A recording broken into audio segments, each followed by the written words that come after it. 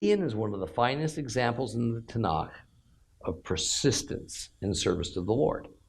Gideon had achieved a resounding and major victory over Midian and Amalek in the valley of Jezreel, and most reasonable men would have stopped right there.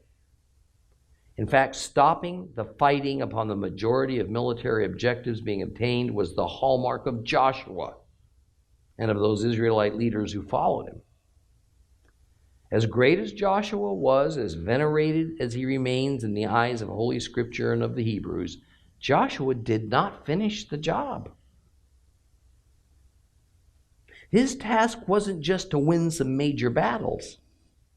It was to eradicate an evil enemy.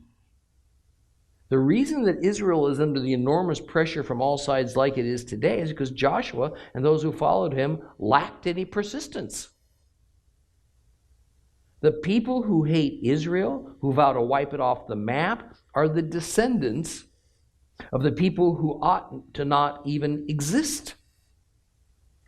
They're the descendants of the people that God ordered Israel to annihilate, but they didn't. Gideon did what all the earlier and the later leaders of Israel were supposed to do: not stop until the holy war was complete. Therefore, Gideon followed the mere 8% of the Midianite army that remained for a distance of 150 miles on foot in order to confront them and wipe them out. The problem of finding food for his men was ever present.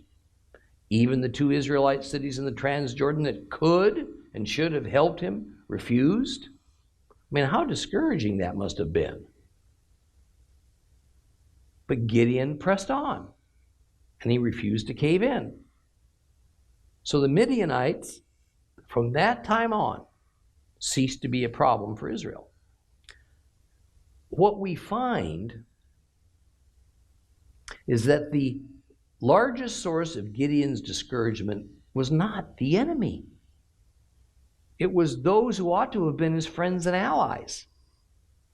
His own brethren were so interested in maintaining a comfortable lifestyle and not rocking the boat and assuring that they suffered no inconvenience that they preferred coexistence with the enemy rather than keeping a tight bond with their own people and with God. The people of Succoth and Penuel weren't asked to go and fight alongside Gideon, only to help provision them, and really in some respects to just not stand in the way.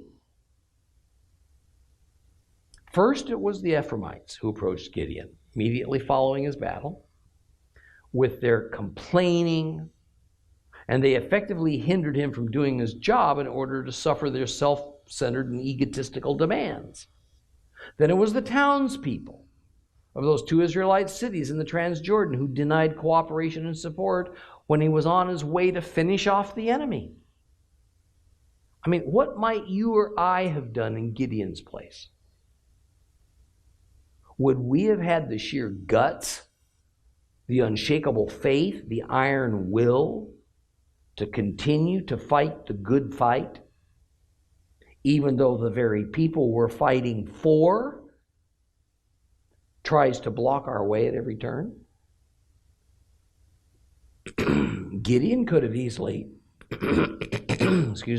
seen this opposition from his own people as a sign to just quit and turn back. Why should he put himself and his loyal men at such risk for the sakes of people who wouldn't even give them so much as a loaf of bread?